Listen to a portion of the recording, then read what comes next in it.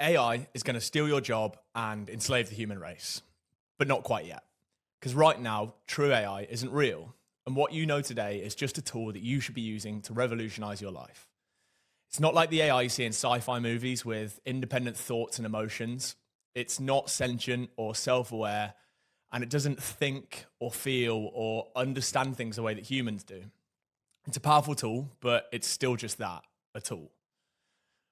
So the AI we know right now is called generative AI, and it does exactly what it says on the tin. It generates based on prompts, not by itself. It's just a smart virtual assistant that can provide information, generate creative content, and assist with various tasks purely generated from the prompts that you give it. So understanding this is going to be the first key to using it effectively. Because in a business that's so focused around people, the last thing you need to do is become more robot. In this video, we'll take a dive into current AIs like ChatGPT, and through knowing how it works, we'll look at what it's bad at and how to use it properly to make your business one that succeeds, and maybe one day avoids becoming a slave to the AI overlords. So I will start with a disclaimer. For this video, we're going to be using ChatGPT as the AI that we take a look into. Other generative AIs are available, and it isn't necessarily the best or the worst, as they all follow the same general idea, but varying in different ways depending on who's made them. So ChatGPT, for example, is best used for idea generation and conversation, whereas Google's, due to the nature of being connected to the most popular search engine on the planet, is much better for up-to-date live information. And they all have their own strengths and weaknesses, so it's worth researching into them to seeing which one's going to suit you best, really. My general advice, however, would just always be that ChatGPT is a pretty safe bet. So I've touched on it already. AI isn't foolproof, and it doesn't know what you're actually thinking. And so because of this, there will be some contradictions in the video. But that's because it really is just a mixed bag, depending on the exact instructions that you give it. You got to remember that AI is only really ever as good as the person that's using it. So if it's used irresponsibly as some sort of all-powerful oracle, then you will probably get some pretty incorrect and bad results from it. So I will say this a lot over the remainder of the video, and for good reason. AI requires a human touch to be effective and to be a useful tool. It's not an excuse to just stop thinking entirely, but just because I say something is good or bad, it doesn't necessarily mean that's always going to be the case. So use this video as a general guide to help you understand the nature of AI and what to be aware of. So what things should you be aware of to avoid misinformation and producing bad work? Well, firstly, while AI can access the web for current data, it doesn't always have real-time updates by default. So for things relating to the real world, it's best to check your official sources. Again, this is caveated by the fact that some AIs are better than others at this. But again, it only knows what it's been told. So as with everything I say on here, you should always add the human element back into what you're given by the AI. Fact check it yourself, but then really, if by that point, aren't you just doing the work yourself? For anything relating to deep emotional, business, medical, or legal issues or support, then that human touch is always going to be a way better alternative. AI can offer general advice, but for serious and personal matters, you should just confide in the experts, or at the very least, just someone that can actually grasp the issue at hand on a human level. Because the AI generates a response based on what you've told it, any minute detail that you miss out can affect its response and end up providing like a big load of misinformation or just bad ideas in general. But building on this, because it's generating responses based on existing knowledge and it isn't able to actually come up with original ideas itself, it's just a culmination of pre-existing information. So whatever you ask it will be something that someone somewhere has done or said before in response to that question. This obviously isn't a deal breaker because, as the saying goes, there's no such thing as a new idea. And it is good for taking the thought out of simple content generation tasks. So a good idea of this is break down this article into its relevant points. And the response it gives you will be concise and it'll break down the majority of it.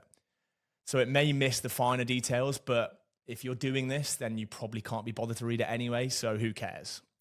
And if we ask it as a counterexample to that, to say, find me the latest news on X and provide the most important and pertinent points to this topic, then group them together into specific categories, it will struggle.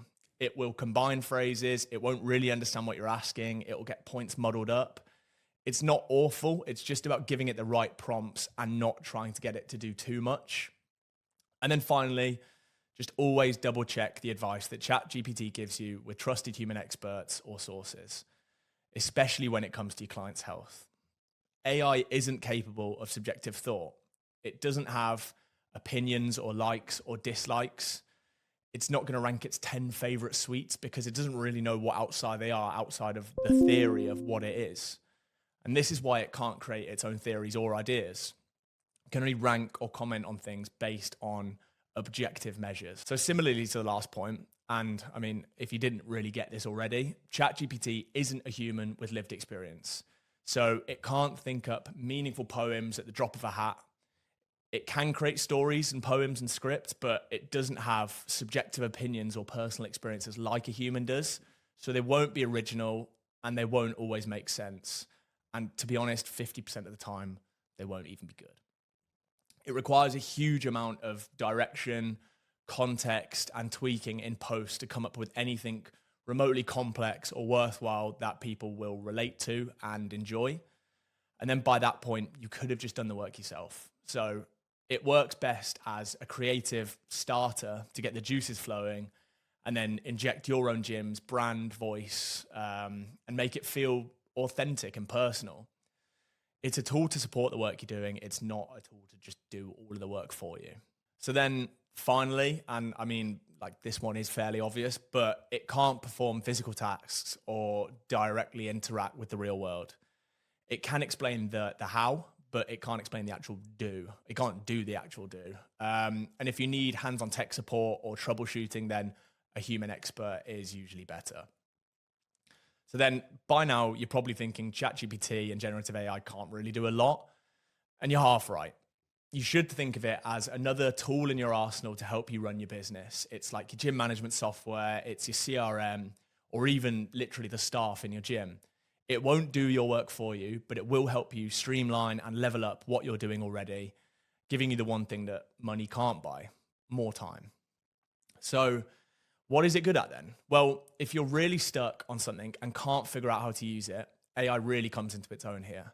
You've got to imagine it as the most knowledgeable IT support person that has never seen a computer in its entire life. If it's given context and instructions, then it can be really helpful in troubleshooting issues. So let's use social media marketing as an example of this. Meta Business Suite is one of the most confusing and nonsensical things to exist when you first look at it. But through using ChatGPT and telling it where you are right now, what you want to do, you can navigate the pages and post an ad with only a small amount of human troubleshooting yourself. And I'm not talking about like boosting your posts. I'm talking about official sponsored ads that go out to the exact audience you're trying to get your message out to, basically. And now everyone is different, but posting an ad for myself that would have taken me probably hours to figure out took me around 15 minutes. And this works the same for most big commercial pieces of software. The more used and popular the software is, the more context it has to refer back to, and therefore the instructions it's giving you will be better. Don't think that because you're using this bespoke piece of software that ChatGPT is going to know what you're talking about.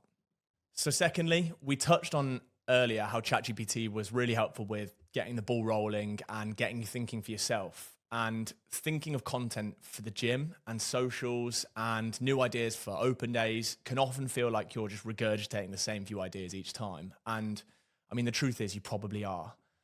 Although AI is not going to give you anything original, it may give you something that you haven't actually thought of yourself. There's a very near infinite number of possibilities out there, so don't feel like you need to think all of them for yourself. Where ChatGPT is useful is it can take instructions like be more fun or be corporate and adapt this into its responses. For example, let's look at two different ideas. You're planning an open day at your gym, and depending on who you are and what you do, you'll want certain responses. If you just say, I'm planning on running an open day at my gym on the first Sunday of June, give me some ideas for what I can do in the gym on the day and what I should be posting on my socials. This will give you a pretty good breakdown of just some standard ideas that someone will have thought of before, but because you've given it the context of things like summer, it will give you summer-based ideas. Look at a different example then. I'm planning on running an open day at my gym on the first Sunday of June, running it to corporate companies in the local area. How should I contact these companies? Make me some example content ideas and give me some ideas for what I should do on the day. This content will give you a much more tailored breakdown and a much more corporate approach as well to some of the different content ideas that you'll be looking for. I hate that I keep saying this, but ChatGPT isn't a person. It doesn't know what it's actually talking about. So make sure to proofread the content or ideas and make sure they work for you and actually make sense to do. Something that's worth mentioning at this point is the importance of clear instruction. For example, think about how many times you or someone you know has written down like a 2-word note to remind themselves of a job they have to do later, only to come back to that note hours later, read it, and have absolutely no idea what the note means or what they're supposed to do.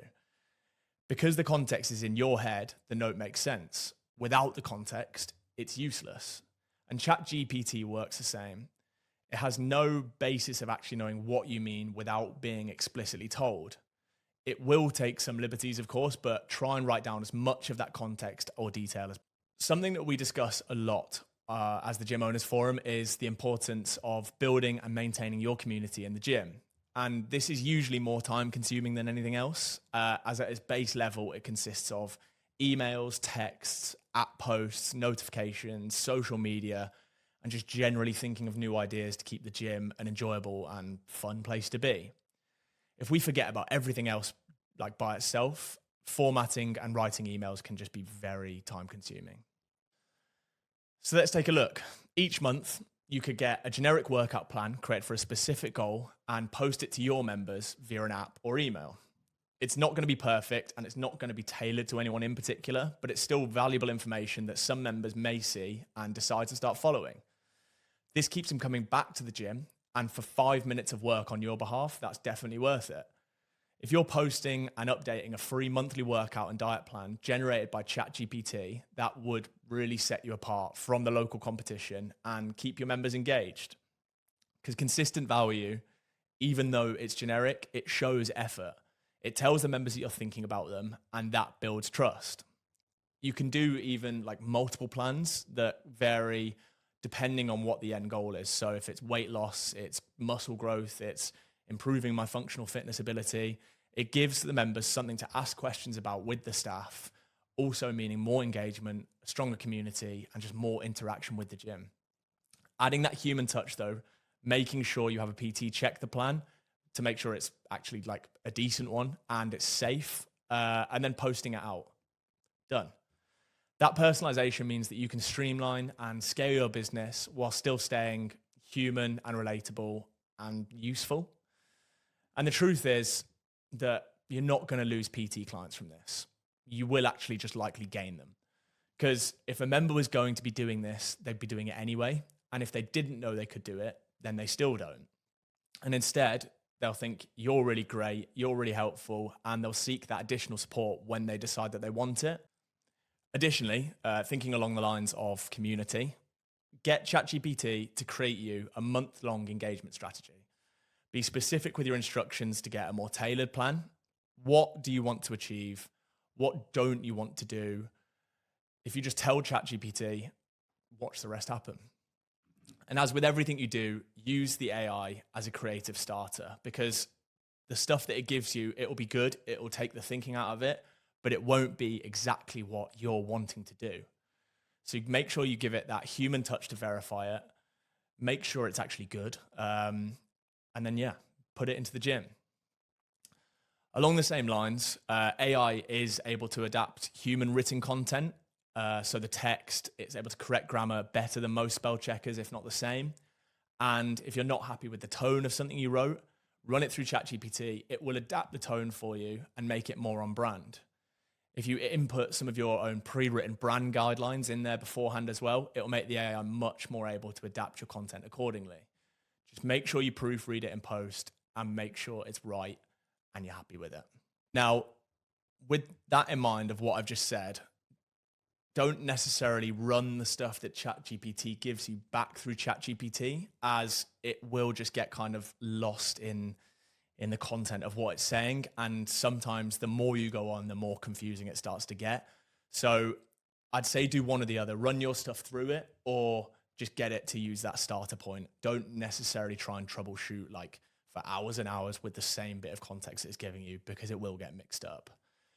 But in terms of reorganizing content, so AI can save you a lot of time with this. Earlier, I mentioned that ChatGPT isn't capable of subjective thought. So this is something to bear in mind when asking it to organize things. Any subjective question it's asked you will always be met with an objective reason for why. There's no theory or thinking. It's not awful, but again, a human touch is always best. So an example of this would be if you get it to create a list of 10 adverts at your gym, all looking at different parts of your facility, and you ask it, rank these ads in terms of how much success they will bring the business. It'll do it, but it won't necessarily be right. Instead, get it to organize or break down on an objective basis, or do it yourself. If you have a huge list of kit in a random order, and you can input it into the system and say, organize this list in order of the muscles it affects from the head down to the feet. If you have a load of jumbled notes with someone that you have from a call, you can ask it to group them into subjects like internal admin, finance, software, hardware, marketing, and it will do this pretty successfully.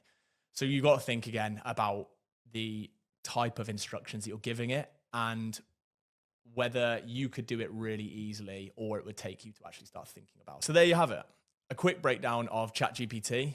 And my final thoughts, well, AI does have limitless possibilities. And the key to this is all about using it in the right way.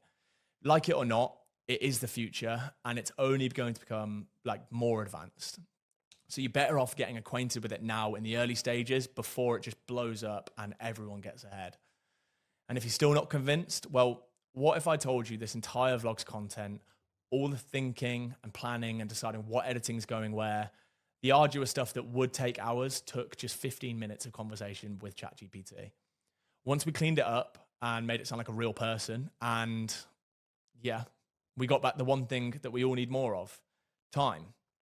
I'm really not trying to be deep here, but the moral of this whole thing is that AI isn't going to do your job for you.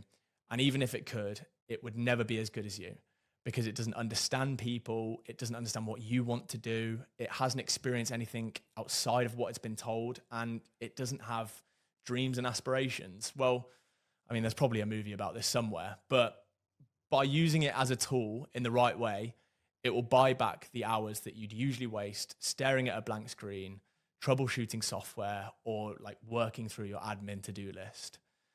Think of it as your genius personal assistant that works remotely on the other side of the world from you.